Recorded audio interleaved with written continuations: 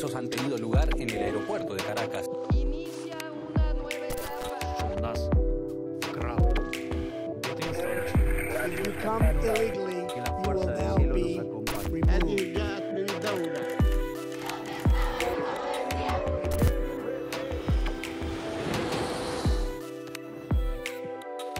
La cuarta transformación de México. Le thermomètre mondial.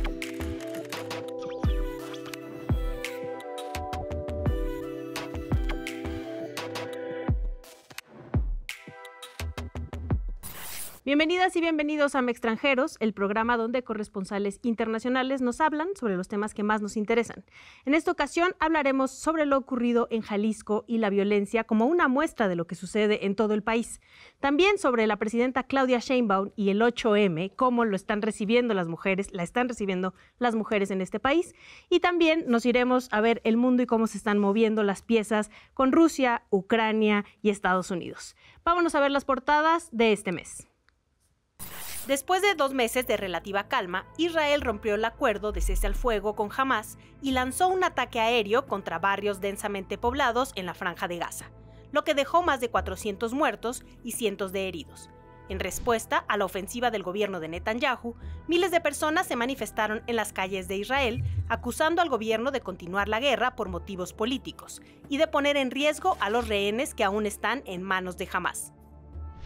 El pasado 8 de marzo, en el marco del Día Internacional de la Mujer, miles de mujeres alrededor del mundo marcharon para exigir un alto a la violencia de género y cambios estructurales a favor de la equidad y la justicia. Con lemas como feministas contra fascistas, mujeres en Estados Unidos se manifestaron en contra de las políticas antiderechos del presidente Donald Trump, mientras que en Argentina, mujeres reclamaron las iniciativas del ultraderechista Javier Milei que incluyen la eliminación de la figura del feminicidio del Código Penal. Christy Coventry, ex nadadora olímpica y actual ministra de Deporte de Zimbabue, fue elegida presidenta del Comité Olímpico Internacional, convirtiéndose en la primera mujer y persona de origen africano en ocupar este cargo desde la fundación del COI en 1894. Su nombramiento ha sido celebrado como un avance hacia la diversidad y globalización del movimiento olímpico. En varias ciudades de Turquía, miles de personas salieron a las calles a manifestarse tras el arresto del alcalde de Estambul, Ekrem İmamoğlu, principal opositor del presidente de extrema derecha, Recep Tayyip Erdogan. Los manifestantes consideran que la detención de İmamoğlu por presunta corrupción y vínculos terroristas en realidad busca bloquear su candidatura presidencial, lo que ha generado profunda preocupación por la democracia en Turquía. 3 meses después de que Ahmed al-Sharaa liderara la ofensiva rebelde que derrocó a Bashar al-Assad en Siria, firmó una constitución temporal de 5 años. La constitución incluye disposiciones que consagran la libertad de expresión, los derechos de las mujeres y la libertad de los medios de comunicación. Esto en medio de intensos enfrentamientos entre grupos armados leales a Assad y fuerzas afines al nuevo régimen, que ha dejado cerca de 1000 muertos. Jubilados en Argentina fueron acompañados por hinchas de fútbol, sindicatos y otras agrupaciones para protestar en contra de las medidas de austeridad impuestas por Javier Milei que afectan directamente sus pensiones. El gobierno, que acusa a los manifestantes de intentar desestabilizar el orden político, reprimió la manifestación violentamente, causando numerosos heridos y el arresto de más de 100 personas. Después de pasar inesperadamente 9 meses en el espacio, los astronautas de la NASA, Suni Williams y Butch Wilmore, finalmente regresaron a la Tierra. Su misión, programada para durar 8 días, se vio alterada cuando la nave Boeing Starliner en la que viajaron sufrió problemas técnicos, lo que obligó a los astronautas a permanecer en órbita. A pesar de los desafíos, ambos astronautas continuaron realizando investigaciones y experimentos a bordo de la Estación Espacial Internacional.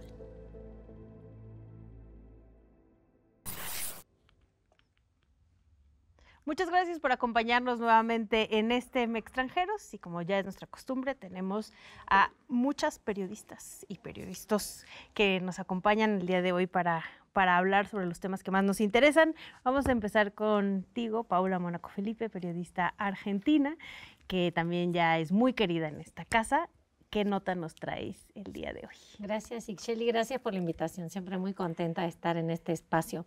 Yo hoy quiero hablar de las protestas de jubilados en Argentina, que siento que muestran algunas cosas muy desoladoras. Ha sido una postal muy desoladora del presente de mi país, de mi otro país, y al mismo tiempo también muestran cosas interesantes. ¿Por qué una postal desoladora? Porque el gobierno que encabeza Javier Milei reprimió a jubilados, a personas de más de 65 años, que son 7 millones de personas en Argentina, que han visto cómo se les ha complicado mucho la vida desde que asumió este gobierno. Les redujeron las prestaciones desde el Estado un 30%, es decir, les quitaron sobre todo medicamentos gratuitos. Esto se combina con un panorama de inflación, de aumento en la electricidad, el gas, que les afectan mucho. Entonces, hoy las y los jubilados ganan 343.000 pesos argentinos, que es el equivalente a unos $300, que complica mucho la subsistencia de alguien mayor que tiene que tener atención médica, pero que además que trabajó toda su vida, ¿no?, para tener esa jubilación o esa pensión. Y en lo que va del gobierno de Javier Milei, muchos jubilados han pasado a engrosar la línea, a los datos de pobreza.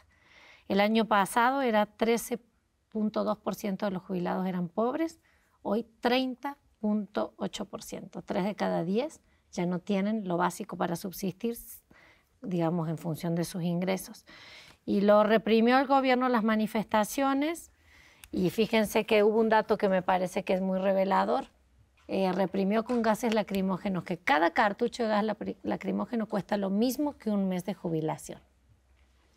Y reprimió protestas que se hicieron masivas. En Argentina los jubilados son un sector no solo socialmente incuestionable, sino que en algunos momentos de la historia muy específicos han salido a las calles.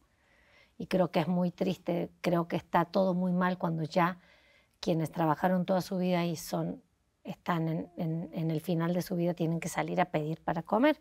Lo había hecho en los 90 con una líder muy querida que fue Norma Pla, y ahora cuando salieron lograron que se sumara la sociedad a ellos, y creo que esa es la parte como esperanzador de esta postal desoladora, e incluso lograron unir lo que pensábamos imposible. En Argentina, que el fútbol se vive de una forma muy pasional y que no pueden estar en un estadio sentados uno al lado del otro las personas que son de hinchas equipos rivales o fans de equipos rivales. Salieron todos juntos, cada quien con sus camisetas, a acompañar esta protesta. Lograron unir a los hinchas de fútbol defendiendo a los jubilados. Pero bueno, el gobierno los reprimió, y no solo reprimió, sino que tergiversa con una versión diciendo que eran barra bravas, que eran gente violenta, y es muy triste. Pero al mismo tiempo pareciera que algo del apoyo, que sigue siendo muy fuerte a Javier Milei, se empezó a resquebrajar con el hecho de que le pegara a los viejitos. Seguramente tendremos que seguir las noticias en Argentina porque, como dices, no son los únicos que se están viendo afectados por las políticas de Javier Milei, así que te invitaremos también más seguido para que nos cuentes al respecto. La triste historia de nuestro presente. Algo así. También nos acompaña en esta ocasión Joan Grillo, de Reino Unido, periodista que colabora para varios medios, pero que además es director de Crash Out. Bienvenido, ¿cómo estás? Muy bien, gracias. Cuéntanos tu nota del día. Bueno, hay una serie de Inglaterra que salió, que se llama Adolescencia, que está el número 1 en el mundo en Netflix. A un lado es buena serie, es interesante. Trata, sin spoilear demasiado, se trata de un chavo de 13 años que la acusan de matar a una niña de su salón de la escuela con cuchillo. Y es interesante, está filmado, técnicamente está bien, tiene actores muy buenos. Pero tengo una crítica también. Este salió hasta en el Parlamento de Inglaterra, diciendo, si han visto, y los productores decían, hay que ponerlo en Parlamento la serie, hay que ponerlo en todas las escuelas. Y el primer ministro que estaba me dijo, sí, este documental, y luego se cambia, este drama. Y es una ficción. Pero es interesante, buena serie, pero no es tan realista en varios aspectos. No deben usarlo para poner políticas. Como si fuera en México diciendo de repente, hay que ver el Señor de los Cielos en el Parlamento, para ver en el Congreso, en las escuelas. Para hablar sobre regulación sí. de drogas. E incluso en este caso habla mucho con un chavo que tiene mucha influencia de las redes, de las cuestiones antifeministas, y para esto como tiene odio a las mujeres, algo así, para punto de matar. Que es un tema interesante, pero realmente sí hay problema en Inglaterra con gente matando con cuchillos, pero la realidad es que la mayoría son pandilleros que lo hacen esto. No hay casos de un chavo que por la cuestión de 13 años, por cuestión de internet, que va a la mente y mata. No es una historia de verdad. Al final es ficción. Es una ficción que está bien, pero hay que tomarlo con caución. Totalmente de acuerdo. Por lo pronto, véanla y ya ustedes nos pueden decir en la audiencia qué tal les parece. Está en Netflix, como bien decía Iván. En esta ocasión también nos acompaña Carmen Morán, periodista española del País. Bienvenida, muchas gracias por regresar. Hace ya algún tiempo que no teníamos por acá. Gracias a vosotros. Cuéntanos qué nota nos traes el día de hoy. Ay, mira, yo voy a hablaros del negro Durazo y el Partenón griego que se montó ahí en Zihuatanejo. Eso parece ficción, pero es verdad. Eso parece ficción, pero es pura realidad. Y es que me ha impactado mucho porque finalmente es como tener un monumento a la corrupción que comentábamos, ¿no? Un monumento a la corrupción y casi a la criminalidad, se podría decir, tratándose de un personaje como este que se enriqueció y que colaboró en extender, en lugar de combatir, colaboró en extender la miseria, la delincuencia, las drogas, ¿no? Al socaire de López Portillo, el presidente, que era su cuate, ¿verdad? Bueno, el Partenón que este señor se hace construir arriba de una colina de Zihuatanejo, con vistas al mar de Guerrero, es un esperpento en tierras mexicanas, ¿no? Y revela una megalomanía espantosa. Pero las anécdotas son puro divertidas, es que puro divertidas, como decía, de ficción, ¿no? Se habla que su señora iba con las túnicas blancas, paseándose por allí, metiéndose cocaína, ¿no? Como el desmadre absoluto de cómo vivían aquellos personajes.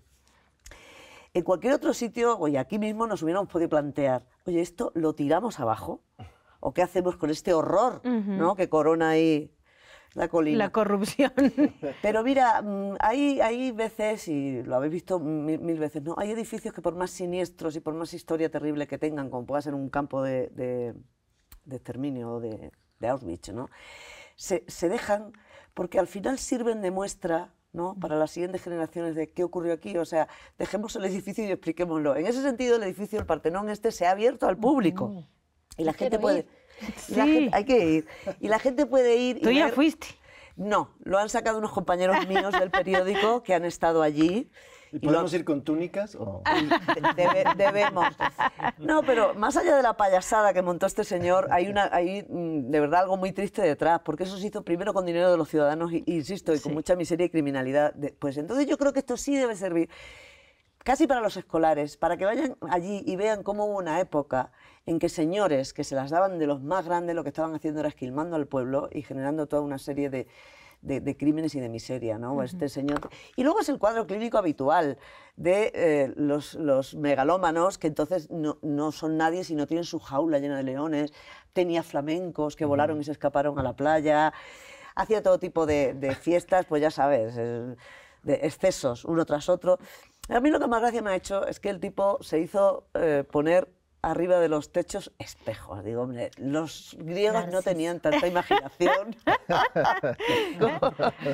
Pero bueno, sí creo que ese monumento, ese Partenón gigantesco que se hizo allí, debe servir para que se explique a los escolares quiénes fueron esa generación de políticos y el camino que no hay que repetir, ¿no? Y cómo aprovecharon el dinero de los ciudadanos para su propio beneficio. Creo que sería muy aleccionador visitar eso.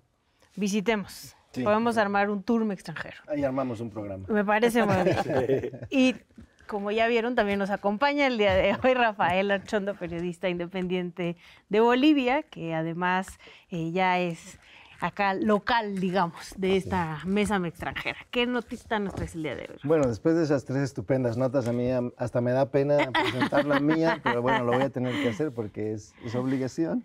Yo quería hablar sobre Ecuador. Hace poco hubo la primera vuelta de las elecciones en Ecuador y creo que lo más interesante efectivamente es que tenemos a Luisa la Buena, que sería como la sucesora de Rafael Correa. Digo la buena en términos irónicos porque efectivamente ella ha tratado de distanciarse un poco de la herencia de Correa, de las cosas negativas y acercarse a las cosas positivas.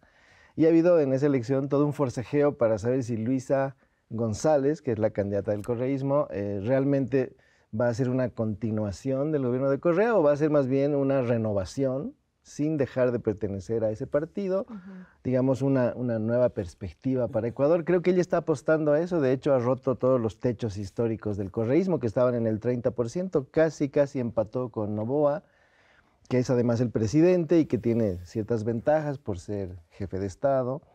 Y yo creo que también en el caso de Noboa, pues tenemos a un anticorreísmo que ya no es tan fuerte, tan drástico, tan acentuado como lo era en el caso de Lasso o en el caso del propio expresidente Lenín Moreno, sino que intenta también zafarse un poco de esa confrontación. Y es curioso cómo tanto Luisa González como Daniel Noboa han intentado alejarse de la polarización que dejó el correísmo, y sin embargo, el país está más polarizado que nunca, ¿no? Porque quizás los electores interpretan a su manera que Noboa va a terminar de hacer desaparecer el correísmo o que Luisa González va a, digamos, restituir lo que fue ese proceso de 10 años, ¿no?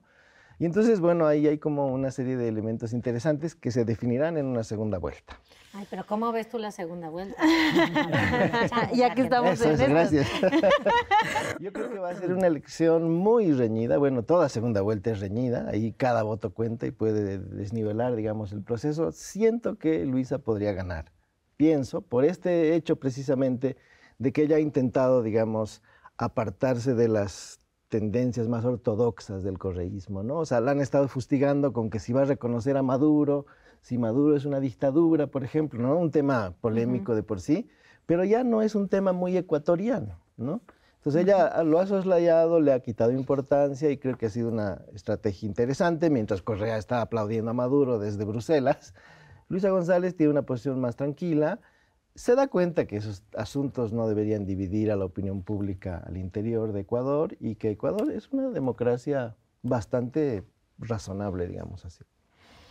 Pues ya nos vendrás a contar en qué acaba esta historia. Quién gana. Exacto. Por lo pronto nos vamos a ir a un corte para regresar al siguiente bloque con un tema que ha estado en la agenda todo este mes, que es este lugar que encontraron las madres buscadoras en Jalisco, donde el cártel Jalisco Nueva Generación reclutaba a jóvenes. Vámonos a un corte y regresamos.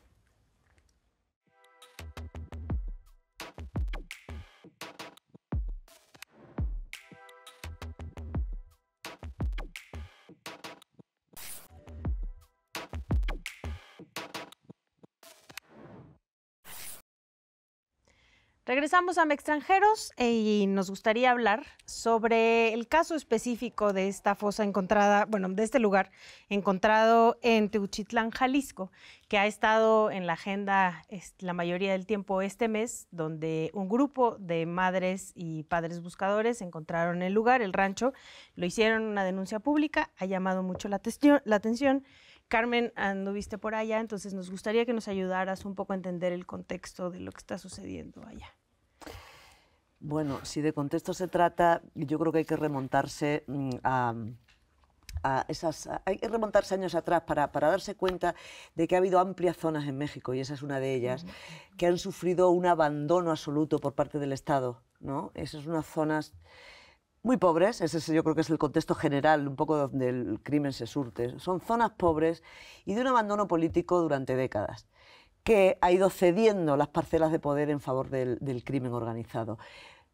¿Qué impartía justicia? ¿Qué impartía educación? O sea, las cosas más básicas de la ciudadanía, el crimen organizado, se las ha ido dando ante la ausencia del Estado, hasta el punto de que podían pedirle un crédito a la gente de la plaza, que así les llaman, ¿no? Podían pedirle un crédito para una operación sanitaria que tuvieran que hacerse. Esa ausencia de Estado y el crimen engordando y haciéndose el Estado casi único, porque ya ni paralelo en esas zonas, es casi Estado único, es el contexto, yo creo, que donde cabe ubicar la existencia de un rancho como este.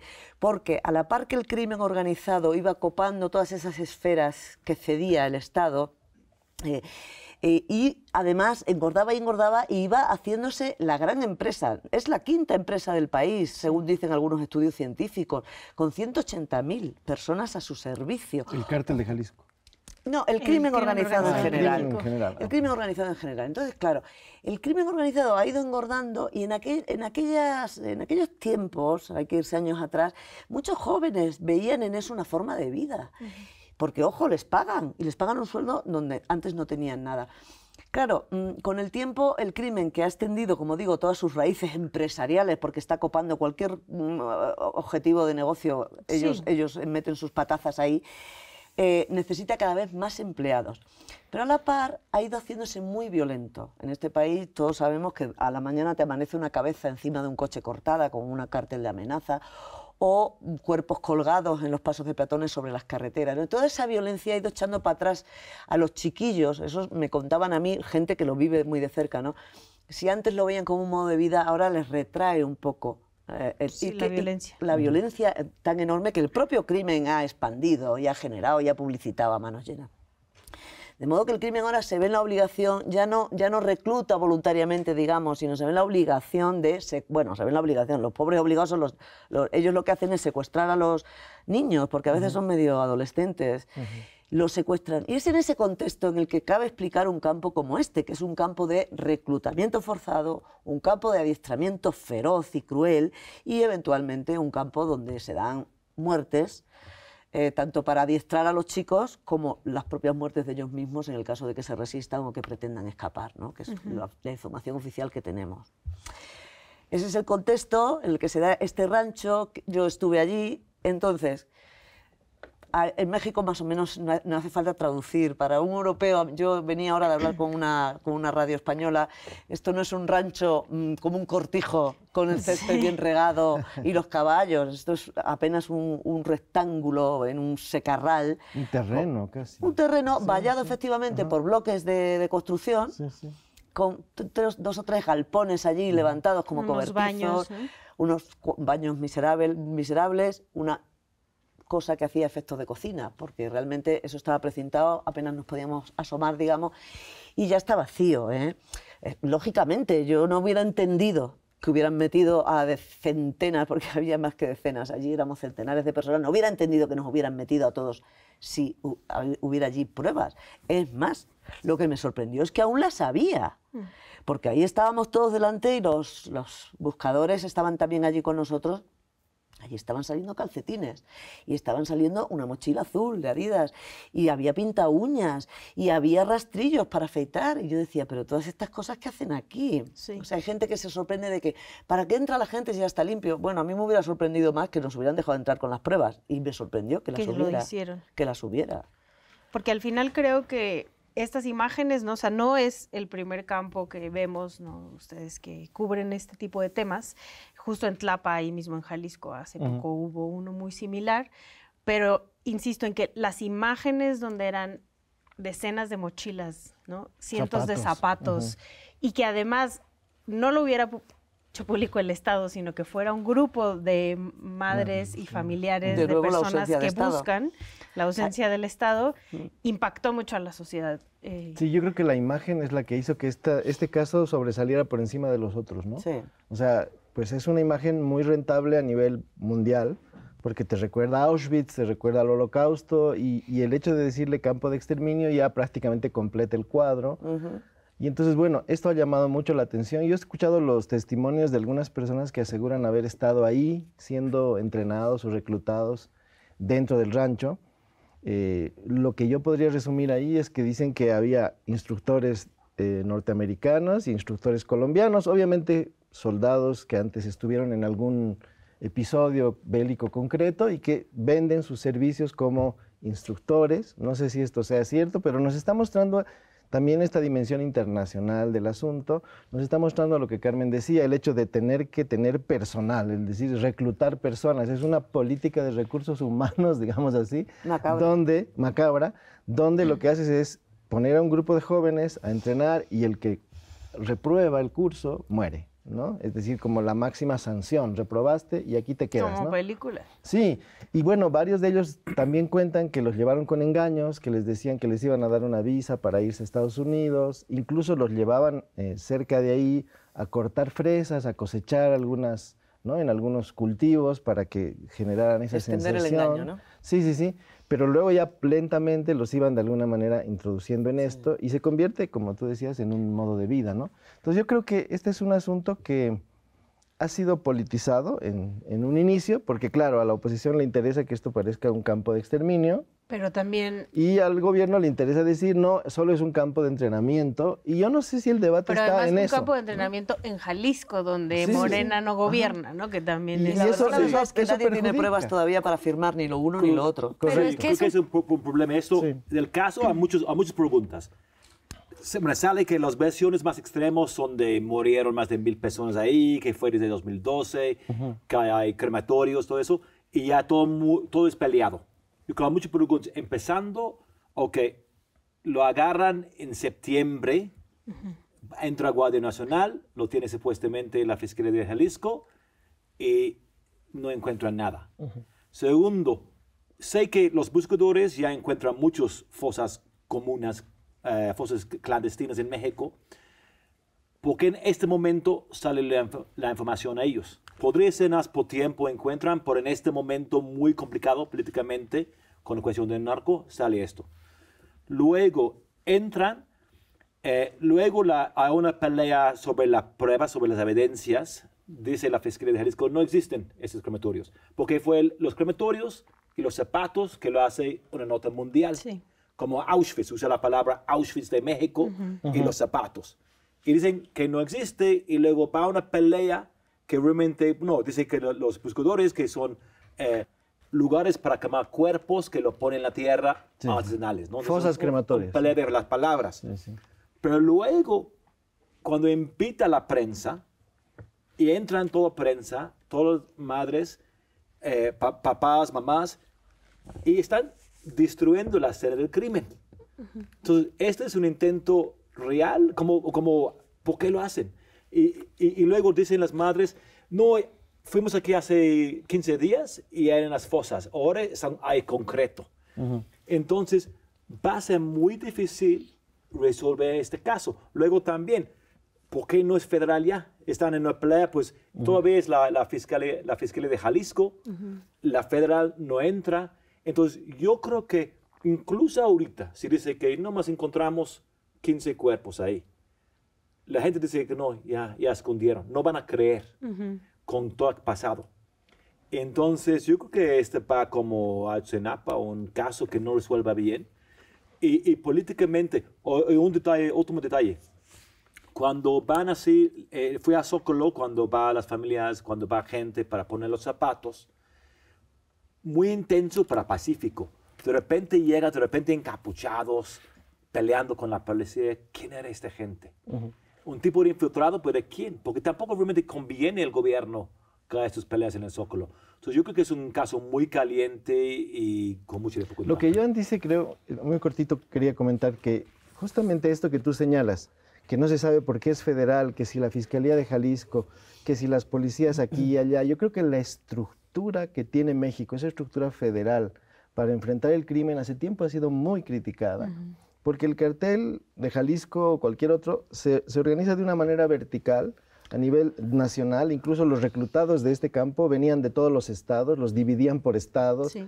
es decir, ahí tienes un mando vertical y único que se enfrenta a un Estado mexicano que está completamente fracturado Fragmentado, sí. en montones de autoridades donde nadie sabe hacerse cargo de qué, donde todo el mundo se lanza la pelotita para desresponsabilizarse del asunto.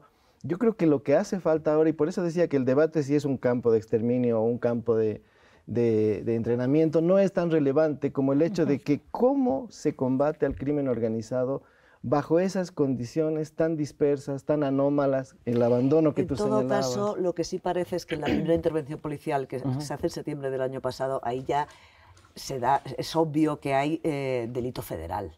Que ahí Sí, se estaba claro. hablando de crimen organizado y delito federal. Y ya en ese momento debió atraerlo la Fiscalía y no lo atrajo. Se queda en manos de una Fiscalía estatal que ha dado muestras de colusión con el crimen, como podrían darlas tantas y tantas fiscalías estatales en este país. ¿Cuál no la federal? Claro. Entonces, ¿qué ha pasado? Que lo ha tomado... Es este caso lo que ha evidenciado, como ya sabíamos, por otro lado, es esas colusiones que hay entre las fiscalías, las policías municipales, las fiscalías estatales y el crimen que se ha adueñado de todas esas zonas, ¿no? Y la falta de una responsabilidad clara. Yo agregaría un factor ahí, creo que lo que dices de la imagen en sí, que es muy poderosa. Siento que el tema le estalló en la cara a la presidenta Claudia Sheinbaum, porque si bien empezó su sexenio con una crisis inesperada, con la crisis diplomática con Estados Unidos, los aranceles, y eso distrajo mucho su atención. Está rondando los 6 meses de gobierno y no había anunciado cuál es su política para este tema, que es violencia en general, desapariciones en particular, en un país con más de 125.000 desaparecidos en democracia. Se estaba tardando Claudia Sheinbaum, no lo estaba mostrando como prioridad, y le estalló en la cara. No es un tema nuevo, como bien decía Carmen, incluso en el propio Jalisco. Mencionabas tú, Ixchel, varios casos, pero el tema del reclutamiento forzado, el tema de estos espacios de reclutamiento, de ejecución y de exterminio, ha ocurrido en los últimos años en diversos estados. Patrocinio en Coahuila, en varios lugares del estado de Guerrero, en el estado de Veracruz, los campos de entrenamiento y exterminios capacitados por el personal de seguridad del gobierno de Javier Duarte y de Bermúdez Zurita. Y en el propio Jalisco, solo en el año 2019, Zona Docs, que es un medio que les recomiendo mucho seguir de allá, hecho por periodistas muy jóvenes y fabulosos, solo en el 2019 documentó 28 casas como Teuchitlán. Casas diferentes, que ves sitios de exterminio, les llaman ellos, y las ves y es una casa normal, como tú decías, no es el gran rancho de la narcoserie de Netflix, ¿verdad? Sí. Por eso yo no creo que esto sea la Ayotzinapa, por lo que tú dices, hay muchos casos como este, el pueblo mexicano está acostumbrado a este tipo de casos. Sí es algo que le ha estallado a Sheinbaum de repente y que le ha obligado a tomar las riendas de un asunto que no había tratado hasta ahora. Incluso hacer pública, o sea, una política pública al respecto. Exacto. ¿no? Eso es cierto. Se esperaba esa política. Pero lo de Ayotzinapa yo lo tomaría también un poco como lo de Auschwitz, ¿no? Son como metáforas que hacemos los periodistas. Eso es horrible. ¿Qué necesidad tenemos de todo ponerle un nombre que sea grandilocuente y comparar pero es con lo que otro? hacemos. Ayotzinapa yo creo que tenía unas características muy concretas y una de ellas precisamente era la concreción, un suceso que aparece en un momento, desaparecen estos 43 estudiantes, en ese mismo instante el gobierno toma las riendas de ese asunto y va haciendo un desastre tras otro, tras otro, tras otro. Este campo, fíjate, habría que remontarse atrás desde cuándo viene actuando. Quiero decir, ya está más diluido en el tiempo todo, no tiene la fuerza de un Ayotzinapa, aunque lo tomemos como metáfora, ¿no? Pero una cosa es que si hemos visto los últimos 20 años de violencia, hace momentos de reacción del pueblo, de enojo. Entonces, si vemos de 2004, hubo manifestaciones contra los secuestros, en 2008 también, en 2011 con Javier Cecilia, cuando matan a su hijo, y va mucha gente en la calle, 2014 con Ayotzinapa, y luego no ha sido, y otra vez está empezando a ver si realmente esta es la chispa o puede ser otra cosa, pero podría ser otro movimiento, porque tanta violencia que los mexicanos han vivido con tanta violencia durante tantos años, tantos muertos, y dónde está el pueblo reaccionando a eso. Lo malo es que nada de esto conduce a una real reforma de la política contra el crimen, ¿no? Es decir, no hay ningún cambio evidente, o sea, se siguen utilizando las mismas herramientas, pese a la indignación ciudadana, pese a las manifestaciones, todo se sigue haciendo del mismo modo. Entonces yo creo que eso, por ejemplo, se habla mucho de ese centro donde se va a registrar el ADN de todas las personas desaparecidas. Llevamos décadas debatiendo eso y nunca se lo pone en práctica. Entonces son cosas elementales que no, tú encuentras... peor, esas instancias se crearon como consecuencia de la Ley General de Desaparición Forzada en el gobierno anterior, se financiaron, se construyeron, como el Centro Regional de Identificación Humana de Morelos, el de Coahuila, y se desfinanciaron. Entonces, por eso también enoja mucho a las familias que entre las cosas que anuncia Claudia, un poco en reacción a esto, y que ya se había tardado, hay cosas que creo que son interesantes, como unificar registros, pero hay otras que son hacer que funcione lo que ya estaba. Y sin escuchar a las familias, que creo que es un reclamo importante. No, el gobierno de Claudia Sheinbaum no ha convocado a un diálogo y a escuchar a las familias. Y tampoco lo hizo Andrés Manuel. El Comité Eureka, que es la primera organización de familiares desaparecidos en México, a cada presidente que llega, lo primero que hace el primer día es presentar una carta pidiendo una cita para plantearles y actualizarles cómo está la situación. Hasta los priistas, hasta Echeverría recibió al Comité Eureka. Andrés Manuel no los recibió y Claudia todavía tampoco. Entonces creo que eso también exacerba mucho los ánimos porque, como bien decía Joan, ha habido mucha violencia. No sé si decir que estamos acostumbrados, espero que no. Ha habido muchas notas, de repente algunas encienden la mecha de la indignación, otras ahondan los dolores, pero se espera de Claudia que no tenga la miopía hacia el tema de desaparecidos que tuvo López Obrador, una miopía muy elegida y decidida y vinculada, creo yo, a su cercanía con las Fuerzas Armadas, y Claudia hasta ahora viene tardando en reaccionar a eso. Y una de sus últimas mañaneras no ha sido precisamente la más afortunada. Yo creo que cuando ella pidió a los medios de comunicación, cuenten ustedes, cuenten qué es lo que han visto allí, como si del relato de los periodistas fuera a obtener alguna verdad, ¿no? La verdad tiene que venir de las policías científicas y de una investigación rigurosa y seria. Y cómo intervienen todos esos periodistas alabándola a Claudia Sheinbaum impidiendo a los demás que participaran. Yo creo que fue una de las mañaneras más desafortunadas que ha habido en este tiempo, porque creo que Claudia Sheinbaum, cuando se ha tenido que enfrentar a esto que le estalló en la cara, como tú decías, ha tirado del libreto del sexenio anterior, ¿no? Que es los periodistas no están contando las cosas como son, la oposición está haciendo política. Es que no se trata de esto, aquí se trata de qué va usted a hacer. Ya dejemos a un lado lo que hacen los periodistas, ¿no? Nos tenemos que ir a un corte, pero justo podríamos volver al siguiente bloque con el papel de Claudia, no solo como una mujer feminista en torno además al marco del 8M, sino también cómo ha tomado estas políticas públicas y cómo ha empujado desde ahí. Nos vamos rapidísimo y regresamos.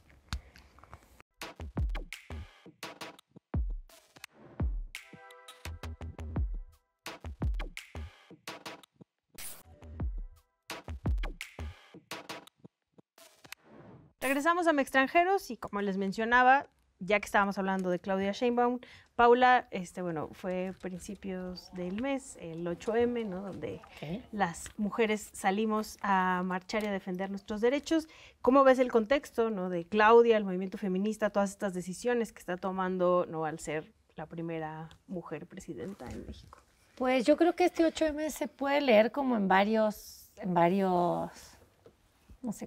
registros. Una es con relación a la calle hablándole a la primera mujer presidenta en la historia del país. Hubo una consigna muy recurrente que fue "no llegamos todas", que lo vimos en muchas partes como respondiendo a el que ha sido el principal eslogan de Claudia, ¿no? De "llegamos todas". Yo, no sé los demás, no sentí que fuera como un reclamo tan personal a lo hecho hasta ahora, sino recordarle a Claudia las deudas que hay, todo lo que hay pendiente, los más de 10 feminicidios diarios en el país, la impunidad, el nivel gigantesco de violencias que enfrentan las mujeres en México, que si no recuerdo mal la estadística, 7 de cada 10 mujeres en México han vivido episodios de acoso o abuso. Entonces creo que el reclamo no fue todavía a nivel de una tensión. Sí se tomó en la capital muy mal que hubiera otra vez valla, resguardando a Palacio Nacional, impidiendo el paso a las mujeres. Siento que todavía no está tan tensa la relación entre las mujeres del país con Claudia, sino fue un recordatorio de lo que está heredando y a ver qué va a hacer con eso. A mí personalmente, que he cubierto la marcha del 8M en los últimos años, me sorprendió, igual que antes, pero cada vez más, la cantidad, la diversidad y el porcentaje grandísimo de niñas y adolescentes que participan, que creo que es algo muy esperanzador de la marcha del 8M. Siento que el feminismo, y entendido el feminismo como un abanico muy amplio, leyéndolo el 8 de marzo, donde caben las más radicalizadas, como las niñas que van por primera vez, como las señoras de distintas clases sociales que participan, es el movimiento de este tiempo. Es lo que está logrando aglutinar a expresiones muy diversas y creo que eso es muy fértil y muy bonito. Y solo agregaría y llamaría la atención sobre algo que creo que tenemos que empezar a ver y que a mí me alarma más que la respuesta, digamos, de la calle a Claudia en este momento, que es el crecimiento de organizaciones que se presentan como de víctimas, que claramente están vinculadas a las derechas de este país, como una que se llama No Más Presos Inocentes, que están apropiándose del discurso y de las prácticas de las víctimas de violencia, sobre todo las mujeres, y son organizaciones vinculadas a las derechas y vinculadas a agresores, a los feminicidas, a los violadores, y están amedrentando protestas de mujeres. Vimos una muy claramente en la Fiscalía de Justicia de la Ciudad de México que llegaron a amedrentar a una protesta de mujeres trans, pero ha habido varios otros ejemplos y están poniendo en cuestión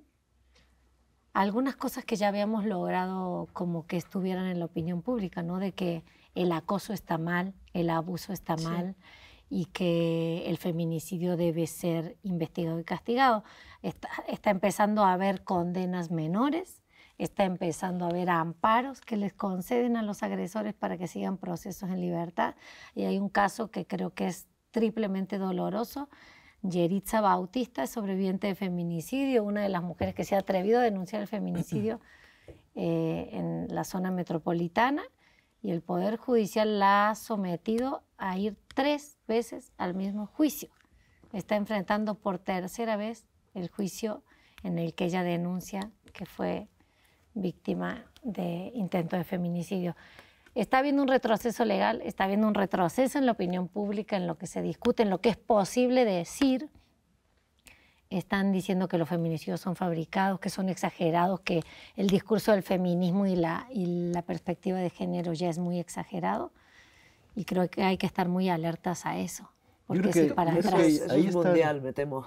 Sí. Yo creo que ahí está el dilema en lo que tú señalas, ¿no? El hecho de que haya una presidenta mujer y que además haya habido una competidora en esas elecciones también mujer, de alguna manera, quizás hace pensar que al llegar una mujer a la presidencia, los asuntos relacionados con las mujeres se resuelven casi por arte de magia, por el hecho de que ya gobierna alguien de ese sector que se consideraba vulnerable, que se consideraba acosado, que se consideraba, digamos, en desventaja frente a los varones, en fin.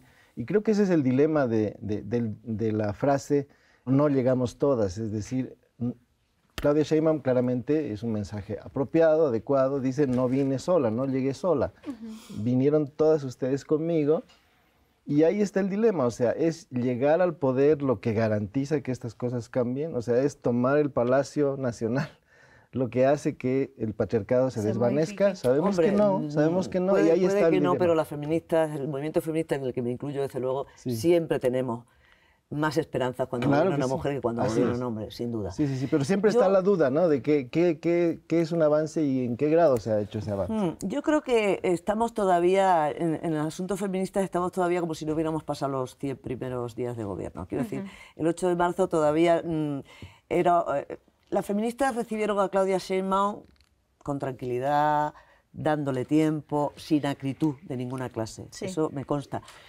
Claro, ¿cuándo vamos a empezar a exigir un rendimiento de cuentas? Vamos, el 8M se veía un poco pronto, quizá. Hay que tener en cuenta que Claudia Sheinbaum no es una mujer que venga del feminismo, como tampoco viene del feminismo Rosa Isela, quiero decir, Rodríguez. Hay muchas mujeres en el gobierno que no vienen necesariamente del feminismo. ¿Quién viene del feminismo? Desde luego, sí, la secretaria de las mujeres. Citlali Hernández, ¿verdad? Sí. No me equivoco.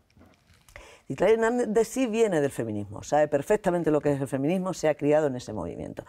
En ese sentido, y en la propia creación de una secretaría de las mujeres, como se ha hecho en este gobierno, pues ahí volvemos a fundar ciertas esperanzas, las feministas, las mujeres, ¿no? De que, bueno, algo más se podrá hacer con esta secretaría que sin tenerla, porque eso no es una ocurrencia de ningún gobierno, esto forma parte de algunas de las recomendaciones que salieron Pekín 1995.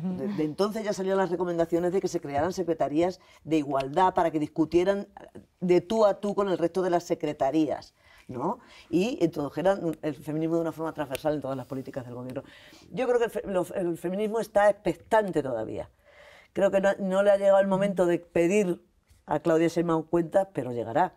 Llegará, y desde luego hay muchas cosas que hacer, porque los 10 mujeres muertas al día de promedio, pues es que es un dato espeluznante que hay que empezar a combatir también, lo mismo que decíamos antes con la delincuencia, ¿no? Sí, y ojalá haya políticas específicas. Es una buena señal lo de la creación de la Secretaría de las Mujeres, creo, simbólica y concretamente. Fíjate, Argentina, Milei, una de las primeras que cerró fue la Secretaría de las Mujeres. Nos tenemos que ir, perdón, Jan, pero te prometo que en el próximo bloque te voy a dar mucho espacio. Nos tenemos que ir a un corte, andamos correteados de tiempo, pero regresamos al bloque internacional, donde vamos a hablar no solamente de Ucrania y Rusia, sino también cómo se han movido las piezas, digamos, en Europa y en el mundo. Regresamos.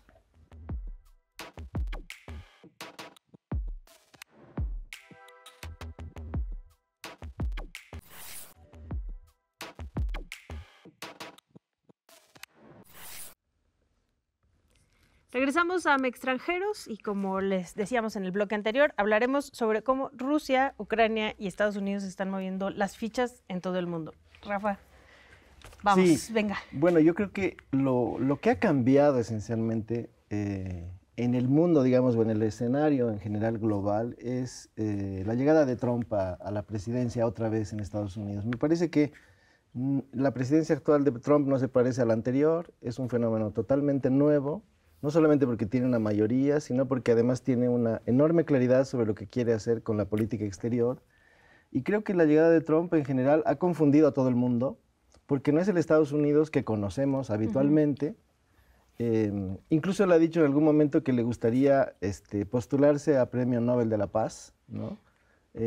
Casi compitiendo con el que obtuvo Obama, ¿no? Que es, digamos, el alter ego contrario de Trump en general.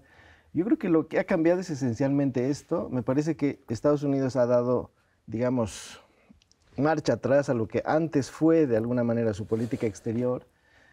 Y era un Estados Unidos que se comprometía con los órdenes globales en general, que participaba de la OTAN, que defendía a los europeos frente a la amenaza soviética, que tenía una política, digamos, de prescribir la democracia en todas partes y en cierta forma intervenir bajo sus propios intereses, pero bajo las banderas de la democracia. Nada de eso hoy está presente en la política exterior de Trump. Y lo que tenemos es algo que no es nuevo en Estados Unidos, pero es nuevo para nosotros, porque es algo muy antiguo, que es el aislacionismo de Estados Unidos, que fue, digamos, la política inaugural de este país, ¿no? Cuando se independiza. Y consiste en señalar que Estados Unidos es un ámbito que desconfía de Europa, que no tiene conexiones con el mundo en general, que lo que está haciendo es buscar los mercados asiáticos, ¿no? Esa es la política, digamos, clásica, tradicional, que llega hasta 1898, que es cuando Estados Unidos nos hace conocer la política que conocemos, básicamente, que es la de intervenir en la República Dominicana, en Haití, en Cuba, de tener a Filipinas como colonia. Eso que comenzó con Roosevelt, de alguna manera, es lo que Trump está, en cierto sentido, creo yo, desechando. Y entonces, ¿cuál es el mundo que Trump nos está ofreciendo? Es un mundo donde Estados Unidos está ahí, tiene sus intereses domésticos muy protegidos, sus industrias, aranceles, donde ya no tiene conexiones con Europa, donde no le interesa la dinámica europea. Por supuesto, la dinámica en América Latina es absolutamente irrelevante.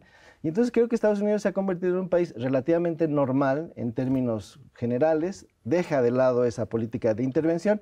¿Y qué es lo que hace en Ucrania? Ucrania es la prueba de aquello. O sea, no está ni con Ucrania ni con Rusia. Dicen muchos que Trump está con Putin, y yo no lo creo. Ni con Ucrania ni con... Lo que quiere es que se acabe la guerra, quiere dejar de seguir gastando en armamento para que Ucrania se defienda. No le importaría que Putin se adueñe de toda Ucrania. Eso no está, digamos, en sus prioridades, en absoluto evitar eso. Y ese es un asunto ahora de los europeos, ¿no? Bueno, y entonces los europeos tienen ahora que ver qué hacen sin Estados Unidos. Bueno, creo que no es mal buscar paz en Ucrania. Al final hay mucho muerto en Ucrania y no tener política de buscar paz tampoco es bueno. Así es. Sin embargo, tampoco me convence ahorita el intento de hacer paz en Ucrania con Trump, de decir, pues queremos derechos a los minerales de Ucrania, casi hace como dividir Ucrania entre Rusia y Estados Unidos. Sí. Sin embargo, el hecho que hemos vivido en Europa con Estados Unidos defendiéndonos realmente con presupuesto y con militares durante muchos años, que igual convenía durante la Guerra Fría, nos financiaban, pero también nos vendían armamentos, pero realmente, ¿por qué? Hay que preguntar, ¿por qué? ¿O cómo estamos quejando que no nos protege el tío Sam, que no nos podemos proteger nosotros mismos? Ahora, está en intento en Europa, en Inglaterra, en Francia, en España, en varios países, decir que hay que poner armamentos. En Inglaterra, sobre todo, está diciendo, no, vamos a poner soldados en Ucrania. No está mal, hay que defender como país. Realmente un país tiene que defenderse y no depender. No podemos criticar tanto a Estados Unidos, malo, y decir que, pero también defiende, ¿no? Pero sin embargo, a veces no me convence tanto de Inglaterra hoy en día como está en muchos de los países de Europa. Somos muy mal de los presupuestos.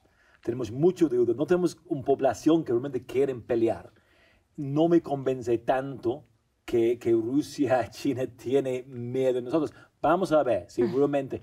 Dice de repente el Partido Laborista en Inglaterra, el que estaba, vamos a subir el presupuesto para al ejército a 4%, cuando tenemos problemas enormes con el presupuesto, con las deudas. Entonces, a ver, pero al final hay que buscar la paz en Ucrania y hay que buscar defender a Europa por sí mismo. La idea de tener una defensa propia lleva ya muchos lustros planeando sobre Europa, porque es verdad que Europa siempre ha sido como el gran continente del bienestar social, pero dependiente absolutamente cuando había algún conflicto, como él decía, ¿no?, de lo que llegaba de Estados Unidos. Siempre ha sobrevolado sobre Europa esa idea de ya es hora de que nosotros tengamos una gran defensa propia. Pero el problema es lo que él dice, que al final uno no sabe si está teniendo una gran defensa propia o estamos comprando armas, vete a saber a quién. Yo, lo que os decía antes, ¿no?, leo este titular de Bruselas pide que los hogares de la UE almacenen suministros de emergencia por si hay una crisis bélica o climática. Y claro, tú te llevas la mano a la cartera, porque lo primero que un europeo traduce con estas cosas es nos van a quitar presupuesto para bienestar social, que buena falta nos hace cada vez más, porque también en eso hemos ido perdiendo mucha europeidad, ¿no?, en el bienestar social, y los vamos a trasladar a un presupuesto militar que vete a saber para qué nos va a servir, porque al final el mundo está tan globalizado que la misma defensa que podía hacer Europa cuando ocurre un conflicto de Ucrania, también otros como Estados Unidos querrán entrar en ese juego, porque luego las reconstrucciones y los minerales, como tú decías, interesan a todo el mundo, y al final si todo el mundo va a estar participando de esas guerras, de promoverlas, de asistirlas y de alcanzar la paz y reconstruir países, que es otra buena parte del billete, pues... Guerras extractivistas. Guerras extractivistas. Yo creo que esa es la Contigo pregunta. cerramos, Rafa, porque ahora sí ya estamos... ¿Rusia y China serán una amenaza para Europa? Esa es la pregunta que habría que hacerse. O sea, si vamos a ir por este camino de que Europa se prepara hasta el 2030, se ha dicho, ¿no?, que 2030 es el año en el que Europa se va a poder defender sola